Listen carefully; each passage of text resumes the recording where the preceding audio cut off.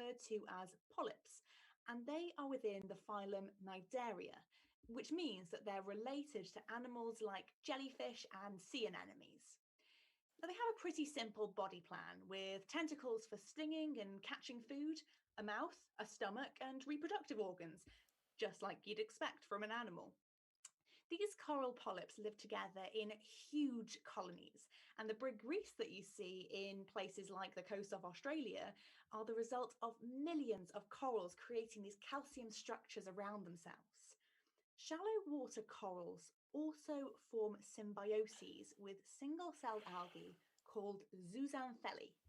The zooxanthellae live inside the tissues of the coral polyps, and because they're algae, they can capture sunlight and convert it into energy. Now, this is the definition of a strong relationship because the corals give the zooxanthellae somewhere sheltered to live, and the zooxanthellae provide the corals with some of the energy that they've produced from photosynthesis. And also, they produce oxygen and help the corals get rid of waste. It's a win-win situation. The zooxanthellae also make the corals look super stylish because it's them that give the corals all those beautiful colours that you'll have seen on nature documentaries. Now, you've probably heard about a scary thing called coral bleaching. It's when areas of coral reefs go from that brilliant technicolor to white and empty. That happens when the reef experiences environmental stress, like from warmer water in a changing climate, and the corals expel their zooxanthellae friends. The corals are then much more vulnerable to anything that the environment throws at them. So now I've talked a bit about corals, but why are they heroes?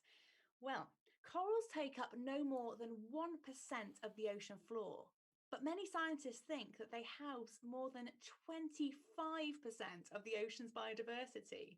That's a whole lot of species. So they are masters of efficient use of space, and they create homes for millions of other creatures, just like the parrotfish. And by housing all of this biodiversity, they are potentially creating reservoirs of species that could save human lives. Extracts taken from organisms captured in reefs have been found to have antiviral, antibacterial, cancer treating, and pain killing properties. And scientists are working on synthesizing these in the lab so that they can be developed into human medicines without needing to keep harvesting the animals themselves. Some of these amazing properties have already been found, but there will be tons more still unknown, being kept safe in the medicine cabinets of the reefs. And as if they couldn't do more for us, coral reefs also provide flood protection because they buffer high energy waves so that by the time they get to the coast, they're less dangerous. A 2019 study by the US Geological Survey found that just the reefs off the coast of America alone provide flood protection for more than 18,000 people. That's worth $1.8 billion. Now, these are just a few of the heroic things that coral do when they create reefs. They are the rainforests of the sea, our secret medicine cabinets, and our flood defense system. And I think that makes them worthy of an award. But at the end of the day, it's not important what I think. It matters what you think about our actual competitors. And it looks like the results are now in. We have two veritable heroes that we can all look up to, but the winner is Sam with his parrotfish.